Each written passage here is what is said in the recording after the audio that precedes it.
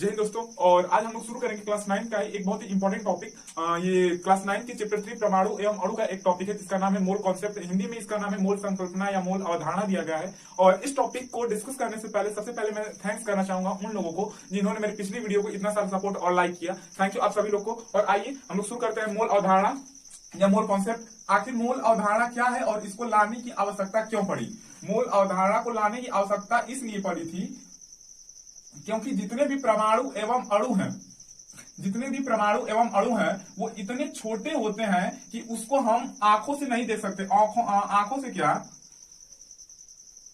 हम लोग उसको एक माइक्रोस्कोप से भी नहीं देख सकते। हम लोग परमाणु एवं अणुओं को माइक्रोस्कोप से भी नहीं देख सकते। हम इसको सिर्फ किसी इलेक्ट्रॉन माइक्रोस्कोप से सिर्फ स्कैन किया जा सकता है। इसका मतलब कि किसी वस्तु के बहुत कम मात्रा में भी बहुत ज्यादा परमाणु एवं अणु होंगे तो उसकी मात्रा का गणना करना ही हमारा मोल कॉन्सेप्ट में आता है कि हम लोग उसकी मात्रा को कैसे गणना करेंगे कि आखिर किसी वस्तु के एक निश्चित मात्रा में कितने परमाणु या अणु होंगे, उसी को हम लोग मोल कॉन्सेप्ट कहते हैं। तो इसमें सबसे इंपॉर्टेंट वर्ड आता है मोल। आखिर मोल होता क्या है? मोल एक संख्या है जिसका मान निश्चित है। मोल एक संख्या है जिसका मान निश्चित है और इसका मान होता है, एक मोल बराबर होता है 6.022 इंटू 10 टू द पावर 23। अरे जैसे सब कुछ होता है, एक दर्जन में 12 होते हैं, एक ग्रोस में 144 होता है, तो वैसे ही एक मोल में 6.022 इंटू 10 टू द पावर 23 होता है। ये कुछ भी हो सकता है, अणु भी हो सकता है, परमाणु भी हो सकते हैं। तो इस चीज को आखिर लाया किसने था? इसको लाया था अमीडो अवोगाद्रो ने।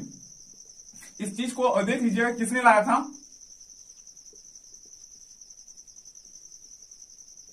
अमीडो अवोगाद्रो ने लाया था इस चीज को प्रूव किया था कि एक मोल में 6.022 इंटू 10 टू द पावर 23 होता है। और इस चीज को लाने वाला अमीडो अवोगाद्रो थे। इन्होंने इस चीज को प्रूव कैसे किया? सबसे पहले ये तो फिक्स होता है कि एक मोल में, ये एकदम स्थिर होता है, नियतांक होता है कि एक मोल में इतना होता है। लेकिन कभी ये नहीं फिक्स होता है कि कितने ग्राम में एक मोल होता है। तो इंपॉर्टेंट ये पड़ जाता है कि हम लोग इतने ग्राम में एक मोल निकालें, इतने ग्राम में एक मोल निकालें। तो चलिए आज हम लोग उस टॉपिक को देखेंगे कि कितने ग्राम में एक मोल होता है। देखिए उस टॉपिक को हम लोग नाम देंगे मोलर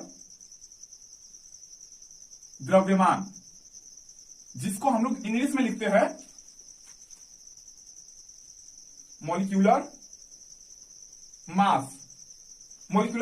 अब इसमें मॉलिक्यूलर मास क्या होता है, मोलर द्रव्यमान क्या होता है? किसी भी सूत्र मतलब किसी भी मॉलिक्यूल्स उनको कैसे लिखा जाता है? जैसे S8 हो गया, O2 हो गया, ये सल्फर का होता है, ऑक्सीजन गैस का होता है, क्लोरीन गैस का होता है। अणुओं को उसके पूरे संख्यात्मक मान से पूरा संख्या के रूप में दिखाना कि वो कितना होता है, इसको हम कहते हैं इसका सूत्र। या जैसे हम लोग कैल्शियम कार्बोनेट ले लें, सोडियम क्लोराइड ले लें, पोटेशियम सल्फेट ले लें, ये सब इनके सूत्र का जो भार निकाल के लिखना होता है उसी को हम लोग कहते हैं मोलर द्रव्यमान या मॉलिक्यूलर मास। अब इसको हम लोग मॉलिक्यूलर मास निकालेंगे कैसे? मॉलिक्यूलर मास निकालने के लिए सबसे पहले देखिए दो चीज होता है कि हमको उसका जितना भी तत्व है उन 1 से 20 तक याद होने चाहिए। 1 से 20 तक के तत्व ही याद होने चाहिए। देखिए क्लास 9 और 10 तक आपको सिर्फ 1 से 20 तक ही पूछेगा, उसके आगे नहीं पूछता है क्लास 9 से 10 तक। और 1 से 20 तक याद रखने के बाद आपके उनके द्रव्यमान भी याद रखने होंगे। ये दो चीजें अगर आपको याद है तो आप किसी भी तत्व का मॉलिक्यूलर मास निकाल सकते हैं। तो सबसे पहले हम निकालेंगे मॉलिक्यूलर मास, फिर उसके बाद ग्राम अणु भार और ग्राम परमाणु भार निकालना सीखेंगे कि क्या होता है और उससे में मोल में क्या संबंध है, ग्राम अणु भार और ग्राम परमाणु भार में मोल से क्या संबंध है, ये सब चीजें सीखेंगे। लेकिन सबसे पहले हम एक बहुत ही आवश्यक चीजों पर बात करते हैं कि किसी भी तत्व का क्या द्रव्यमान होता है, किसी भी एक परमाणु का द्रव्यमान क्या होता है। उसको याद करने का एक छोटा सा हम आपको ट्रिक बता रहे हैं, ज्यादा टाइम नहीं लेंगे। किसी भी 1 से 20 तक के तत्वों के द्रव्यमान को याद रखने का, द्रव्यमान मतलब मास को याद रखने का क्या ट्रिक होता है, उसके बारे में सबसे पहले आपको 1 से 20 तक के याद रखने चाहिए। हम लिख दे रहे हैं होता है, इसमें सम संख्या नियम होता है। सम संख्या के लिए एक नियम होता है और दूसरा विषम संख्या के लिए। इसमें सम संख्याएं कुछ होंगी और कुछ विषम संख्याएं होंगी। तो सम संख्या का नियम होता है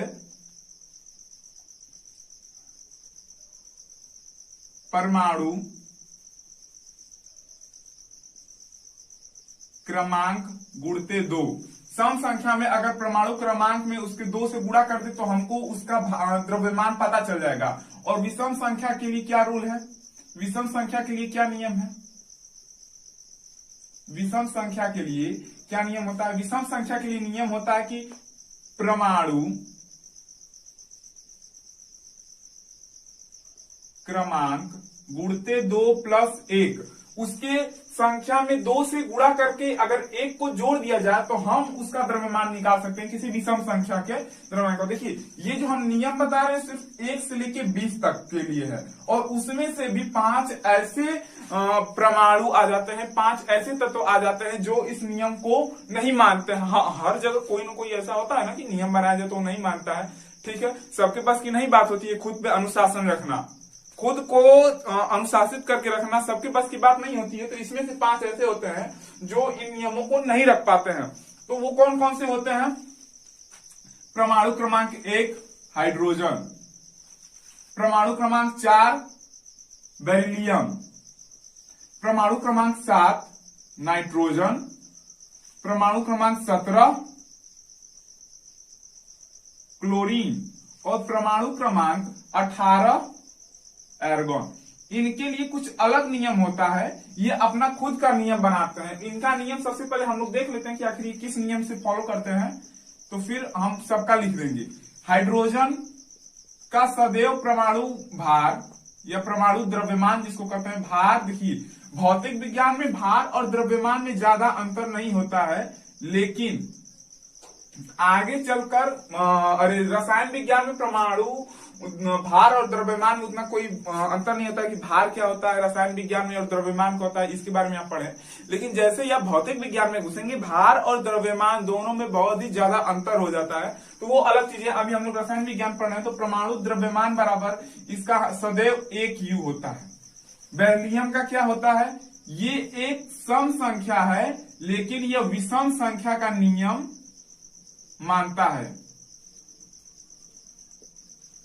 विषम संख्या का नियम मानता है। दूसरा नाइट्रोजन होता है, ये एक विषम संख्या है तो सम संख्या वाला नियम मानता है।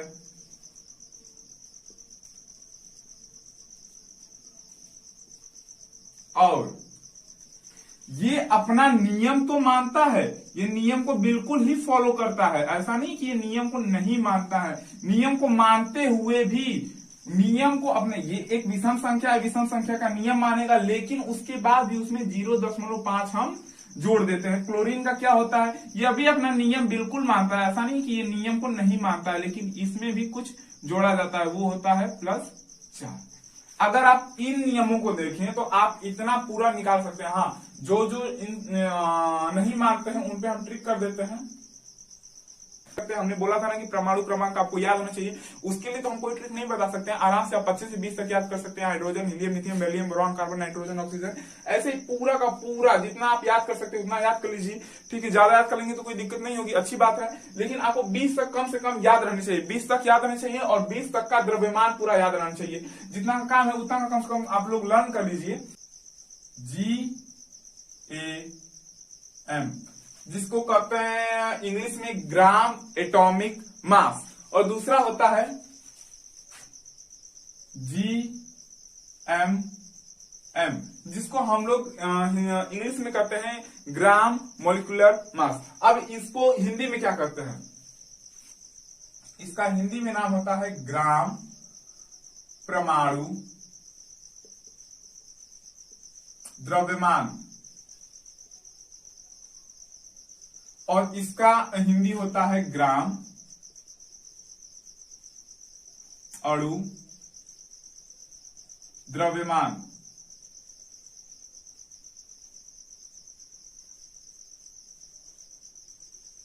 ये दो चीजें होता है। अब हम लोग बीच में ग्राम क्यों ला रहे हैं भाई? अभी तो आपने यू पढ़ाया, AMU बताया, लेकिन ये बीच में ग्राम क्यों ला रहे हैं? और इसका मोल से क्या संबंध है? इन सब चीजों का मोल से क्या संबंध है? देखिए, अगर हमको ये पता करना है कि किसी भी वस्तु के कितने ग्राम में 1 मोल होता है, तो सबसे पहले हमको उसका आणविक भार या उसका जो परमाणु भार है उसको हम लोग लिखना पड़ेगा ग्राम में। अब 1 मोल क्या होता है यहाँ पे बात करते हैं। सबसे पहले हमने आपको बताया कि मोल एक संख्या है जिसका मान होता है 6.022 × 10⁻23। अब हम बताते हैं कि 1 मोल क्या होता है वापस से। देखिए, किसी भी परमाणु एवं अणु या यौगिक के द्रव्यमान का संख्यात्मक मान को ग्राम में लिखना ही 1 मोल के बराबर होता है। वापस बोल रहे हैं, किसी भी परमाणु, अणु या यौगिक के द्रव्यमान के संख्यात्मक मान को ग्राम में लिखना 1 मोल के बराबर होता है। देखिए ऐसे नहीं समझ में आएगा तो बहुत सारे एग्जाम्पल लेते हैं। ये सोडियम एक परमाणु कह सकते हैं या तत्व हो गया, O2 एक अणु हो गया, और क्या कैल्शियम कार्बोनेट ले लेते हैं, एक यौगिक हो गया। इन सब का द्रव्यमान निकालते हैं। उसमें हमने बोला था किसी भी अणु, तत्व या यौगिक के द्रव्यमान का संख्यात्मक मान को ग्राम में लिखना 1 मोल के बराबर होता है। सबसे पहले द्रव्यमान निकालेंगे तब तो संख्यात्मक मान निकलेगा भाई। देखिए सोडियम कितने पे आता है, 11 पे आता है, 11 पे आता है, तो इसका भार हो जाएगा 23 U। अब इसका संख्यात्मक मान आया 23, तो इस 23 को ग्राम में लिखना ही 1 मोल के बराबर होगा। इसका मतलब कि अगर 23 ग्राम अगर हम सोडियम लिए हैं तो वह 1 मोल के बराबर होगा। वही ऑक्सीजन का बदल जाएगा। ऑक्सीजन का होता है 16, तो यहाँ पे 2 ऑक्सीजन है तो 16 गुणित 2 बराबर 32 U आ जाएगा। और इस 32 को ग्राम में लिखना 1 मोल के बराबर होता है। 32 को ग्राम में लिखना 1 मोल के बराबर होता है। वापस कैल्शियम कार्बोनेट पे आते हैं। कैल्शियम का होता है 20, इसका हो जाएगा 40, प्लस कार्बन का 6 12, प्लस ऑक्सीजन का 16 इंटू 3 हो जाएगा 40 प्लस 12 प्लस 48। इसको हम ऐड कर सकते हैं, 60 प्लस 100 आ जाएगा 100 U। इसका संख्यात्मक मान 100 आया। इसको ग्राम में लिखना 1 मोल के बराबर आ जाएगा। तो आप लोग ये समझ गए कि किस वापस 1 मोल को हम डिफाइन कर रहे हैं। आप लोग को कॉपी और पेन लेके बैठे रहिए, बिल्कुल लिख लीजिए कि 1 मोल क्या होती है। 1 मोल की संख्या होती है जिसका मास 6.022 इंटू 10⁻23 होता है। इसको दिया था अमेलियो एवोगाड्रो ने दिया था। अवोगाद्रो जिसको हम लोग कहते हैं, फिर अवोगाद्रो उनका नाम है, हिंदी में दिया है अवोगाद्रो हम लोग पढ़ते हैं, अवोगाद्रो भी नाम है उनका, अवोगाद्रो ही उनका नाम है। इंग्लिश में एनसीईआरटी में अवोगाद्रो कहा गया है। और फिर क्या होता है कि 1 मोल अगर ऐसे डिफाइन करना चाहे कि कितने ग्राम में 1 मोल होता है, तो ग्राम में, हर एक ग्राम में उसका मान बदल सकता है अणु, तत्व या यौगिक के हिसाब से। परमाणु, तत्व, अणु या यौगिक के हिसाब से उसका ग्राम में मान बदल सकता है कि कितने ग्राम में 1 मोल होगा। तो अगर हम ग्राम में बात करना चाहें तो किसी भी तत्व, अणु, परमाणु या यौगिक के द्रव्यमान का संख्यात्मक मान ग्राम में लिखना ही 1 मोल के बराबर होता है। वापस बोल रहे हैं, किसी भी परमाणु, तत्व, यौगिक, अणु के द्रव्यमान का संख्यात्मक मान को, द्रव्यमान के संख्यात्मक मान को ग्राम में लिखना ही 1 मोल के बराबर होता है। अब हमको पता चल गया कि इसके इतने ग्राम में 1 मोल होता है। तो अगर आपसे पूछ दे कि बताइए इतना ग्राम ऑक्सीजन गैस है तो कितना मोल होगा। अब हम लोग सबसे पहले इसको प्रूफ कर लेते हैं। आखिर कैसे ये प्रूफ हुआ होगा कि इतने ग्राम में भाई 1 मोल है, इसको प्रूफ कर लेते हैं। आइए एक छोटा सा प्रूवमेंट देख लेते हैं कि कैसे लाया गया। किसी भी संख्यात्मक मान आपने बता दिया, इसी चीज को ग्राम में लिखना ही, ग्राम अगर किसी हम परमाणु या तत्व का लिख रहे हैं ग्राम में भार 1 मोल, तो उसको हम लोग ग्राम परमाणु द्रव्यमान करते हैं। और उसी किसी अणु या यौगिक, देखिए अणु यहाँ पे नाम दिया गया तो आप लोग कंफ्यूज मत होइएगा। अणु का 2 मतलब हो जाता है। यहाँ पे अणु होता है और यौगिक दोनों होता है। आप लोग को कंफ्यूज होने की कोई दिक्कत नहीं है। अणु और यौगिक दोनों होता है, जिसको हम लोग कहते हैं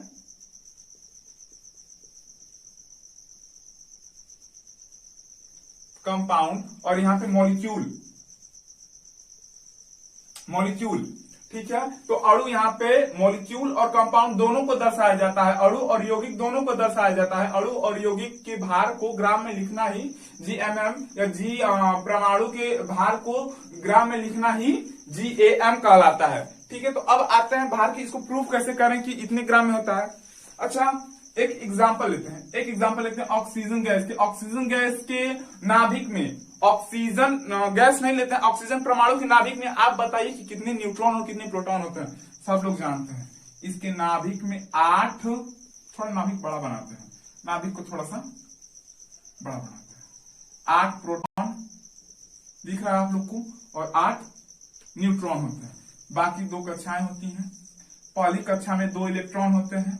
अगर इसका इलेक्ट्रॉनिक विन्यास करें तो पहली कक्षा में 2 इलेक्ट्रॉन और आखिरी कक्षा में 6 इलेक्ट्रॉन होता है। ठीक है, और परमाणु द्रव्यमान इसका क्या होगा? परमाणु द्रव्यमान हमेशा नाभिक से निकाला जाता है। परमाणु द्रव्यमान को हमेशा नाभिक से निकाला, नाभिक से क्यों निकाला जाता है?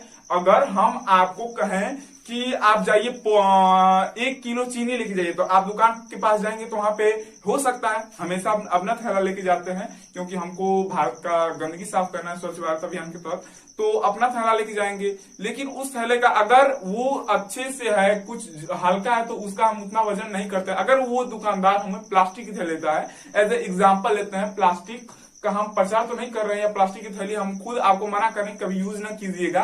अगर आप लोग प्लास्टिक की थैली में कोई सामान लेते हैं तो क्या होता है कि आप लोग कभी प्लास्टिक की थैली का वजन नहीं करते हैं, उसके अंदर जो सामान है उसका वजन करते हैं। प्लास्टिक के थैली के अंदर जो सामान है उसका वजन करते हैं। तो सेम ऐसे परमाणु के साथ होता है।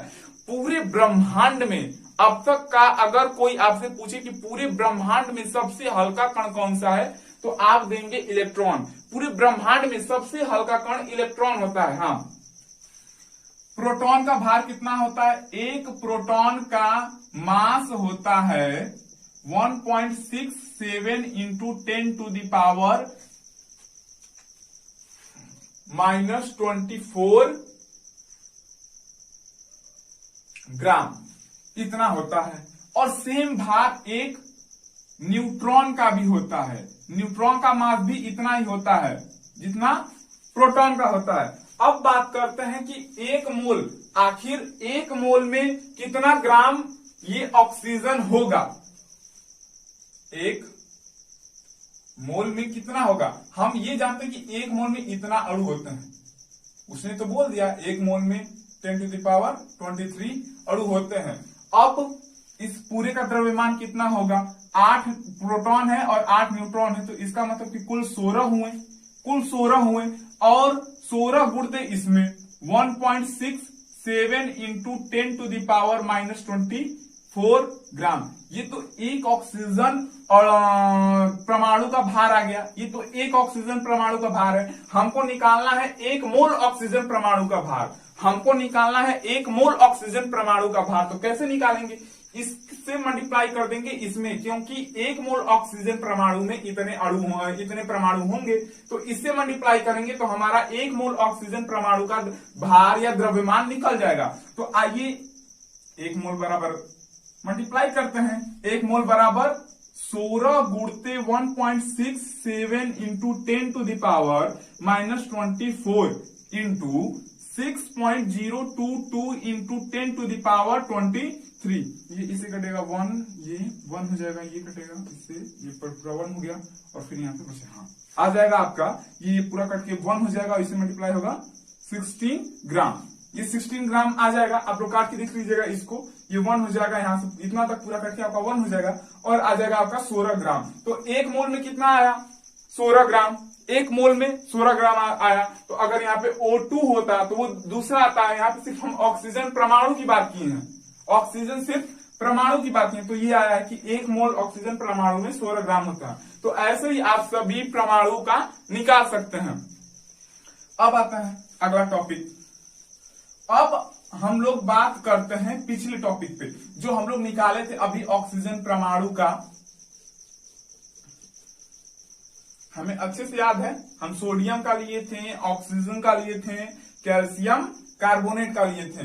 हम सोडियम का लिए थे तो इसका आया था 23 U, इसका मतलब कि 23 ग्राम में 1 मोल, यही है ना। फिर ऑक्सीजन अणु, इसके 32 U आया था, इसका मतलब कि 32 ग्राम में 1 मोल, इसका मतलब यही है। कैल्शियम कार्बोनेट लिया था। कैल्शियम कार्बोनेट को और किसी नाम से जानते हैं? बहुत सारे नाम से जानते हैं सर, बहुत सारे नाम से जानते हैं। किस किस नामों से? चाक को भी यही कहा जाता है, या संगमरमर को भी यही कहा जाता है। ठीक है, तो इसको बहुत सारे नामों से जानते हैं, वो हमसे मतलब नहीं है। आते हैं, इसका आया था 16 और 100 U, इसका मतलब कि 100 ग्राम में 1 मोल। आइए क्वेश्चंस देखते हैं। अगर कह दे कि 20 gram sodium, 20 gram oxygen gas और 20 ग्राम कैल्शियम कार्बोनेट में मोल की संख्या बताइए, मोल की संख्या बताइए। अरे भाई 23 ग्राम में 1 मोल है, तो 20 ग्राम बराबर क्या हो जाएगा, 20 ग्राम बराबर क्या हो जाएगा, 20 अपान में 23 मोल। इसको काटने पे जो आए, ठीक है। अगर यहीं पे लेते कि 64 ग्राम में बताइए कितना आता, तो 2 मोल आ जाता कि नहीं। अगर 23 ग्राम में 1 मोल है तो 64 ग्राम में 2 मोल होगा, एब्सोल्युटली ऐसे ही निकालेंगे, यहाँ पे 64 रख देंगे, डिवाइड कर देंगे, तो हमने 20 से डिवाइड कर दिया। अब इसका ऑक्सीजन का क्या होगा, अरे 32 ग्राम बराबर 20 ग्राम बराबर हमको निकालना कि 20 ग्राम में कितना मोल आया, तो 20 ग्राम में हमारा आएगा 20 अपान में 32, इसका भी आ जाएगा इतना मोल। इसको काट के चाहे जितना छोटा चल जाए, इसका 100 ग्राम बराबर क्या आ जाएगा, 100 अपान में सॉरी 100 ग्राम नहीं है, 20 ग्राम में, तो 20 अपान में 100, ये तो ऐसे ही कट जाएगा, 1/5, 1/5 मोल, ये आगे लिखा जाएगा 1/5 मोल। तो ऐसे ही आप लोग सॉल्व करेंगे। एक बार अच्छे से देख लीजिए, इन सब टॉपिकों को एक बार अच्छे से देख लीजिए, ये सब क्या है, ठीक है। तो इसका मतलब है कि हम मोल बराबर क्या लिख सकते हैं, मोल बराबर क्या लिख सकते हैं, द्रव्यमान जो दिया हुआ है, जितना द्रव्यमान उस वस्तु का है, जितने द्रव्यमान में वस्तु है, 20 ग्राम 30 ग्राम जितना ग्राम वो उपलब्ध है वस्तु, द्रव्यमान अपान में मोलर, हम उसका मोलर द्रव्यमान निकालेंगे और उसी का मान यहाँ पे रख देंगे। जैसे इसका निकाले थे 23 तो 23 रख दिए यहाँ पे, इसका निकाले थे 32 तो 32 रख दिए, इसका 100 तो 100 रख दिए। तो ऐसे मोल का एक फार्मूला बन गया। एक और फार्मूला बनता है, वो होता है, उसको भी देख लीजिए।